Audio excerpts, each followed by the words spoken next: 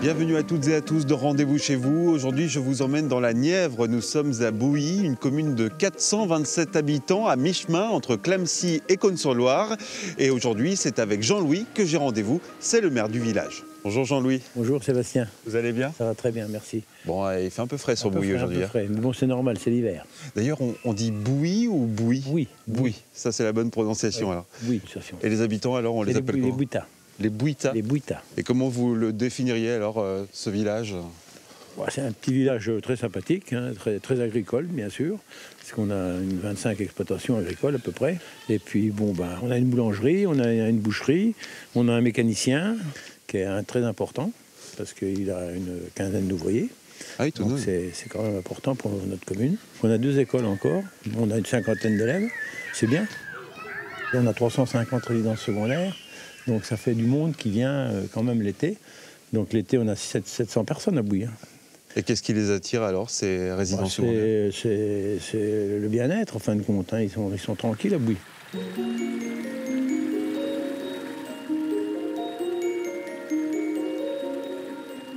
Bon, là, je vous amène, Sébastien, dans un endroit très important pour Bouilly. C'est la fontaine Saint-Pèlerin. Alors, Saint-Pèlerin, c'était un évêque d'Auxerre qui était envoyé par le pape de l'époque, en 258, pour évangéliser la Gaule. Donc, Saint-Pèlerin est arrivé à Bouilly. Et il a été tout de suite pris en chasse par les soldats romains. Donc il est venu se cacher dans cet endroit, dans un arbre creux. Il a été démasqué à cause d'un serpent. Le serpent est sorti de l'arbre et donc Saint-Pèlerin a été caché là et il a été capturé par les soldats romains. C'était le 16 mai. Et depuis cette date, normalement, il ne faut pas couper l'herbe. Pourquoi? Parce que sinon, vous allez être attaqué par les serpents tout au long de l'année. Après tout ça, ça reste une légende. Tout à fait.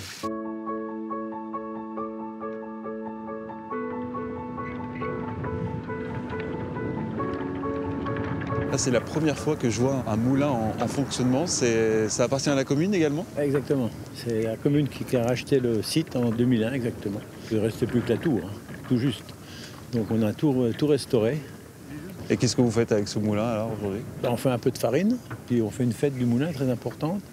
Le 4e dimanche de juin, on a 300 personnes à peu près qui viennent. Par contre, il n'y a pas tellement de vent aujourd'hui, mais pourtant les pales fonctionnent. Comment ça se fait?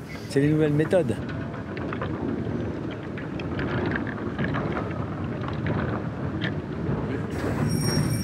Tiens Guy, je te présente Sébastien. Bonjour. Enchanté. Enchanté. Bienvenue. Merci. Bon, visiblement, ça fait un peu de bruit. Ah, mais oui, quand on voit la machinerie, on peut bien imaginer qu'on n'a rien sans rien. Et c'est vrai que ça fait beaucoup de bruit. Ce moulin, il travaille avec l'éolien. C'est-à-dire c'est les ailes, le vent extérieur qui font tourner cet axe, qui font tourner l'ensemble pour arriver jusqu'aux meules. Meules qui sont là. Et ça nous permet de moudre le blé ou l'avoine ou différentes choses qui arrivent par ici. C'est important justement de le faire vivre, ce moulin. Nous, on pense que oui, parce que c'est un beau monument de Bouilly. C'est un des derniers monuments de la Nièvre qui fait de la vraie farine. Et donc, on est fiers, on est assez contents de faire exister ce moulin qui est du XVIIIe siècle. Moi, je trouve ça vraiment bien, quoi. Écoutez, merci beaucoup Jean-Louis. Vous savez où je pourrais aller maintenant? Eh bien, vous allez voir mon ami André Laurent, donc ancien meunier, qui a un musée de la machine agricole.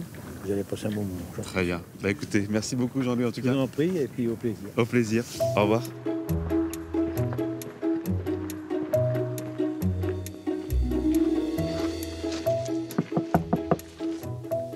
Bonjour. Bonjour monsieur. Je suis bien chez André? Oui, c'est ça, André Laurent, oui. Je suis son épouse, Ah d'accord, c'est quoi votre prénom? Odette.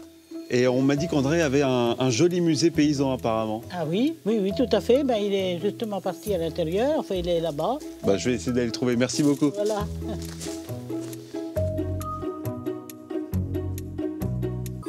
Bonjour André. Bon alors c'est quoi ce musée? J'ai voulu représenter la vie agricole et artisanale d'entre-deux-guerres des années 30.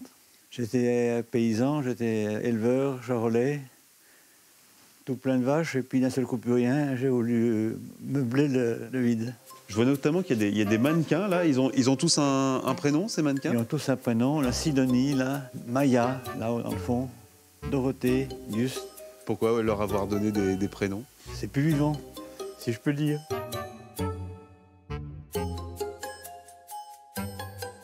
Alors métier à tisser, c'est une vieille histoire. La dame propriétaire de métier à tisser a dit « je vais vous le donner ». Mais il est à Avignon.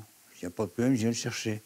Entre-temps, cette dame est décédée et sous son testament, il avait mis qu'il fallait nous donner le métier à tisser. Sur le testament. Voilà, c'est sur le testament. Alors, quand j'ai su ça, j'ai pris mon 4x4 par mort et puis j'ai le cherché. On n'avait aucun plan pour le remonter ni rien. Enfin, quelques photos, mais quelques photos. Ça vous a touché, cette histoire? Bah, c'est comme touchant. Et voilà, il est l'heure pour nous de quitter Bouilly et la Puisée-Forterre. On se dit à très bientôt pour un nouveau rendez-vous chez vous.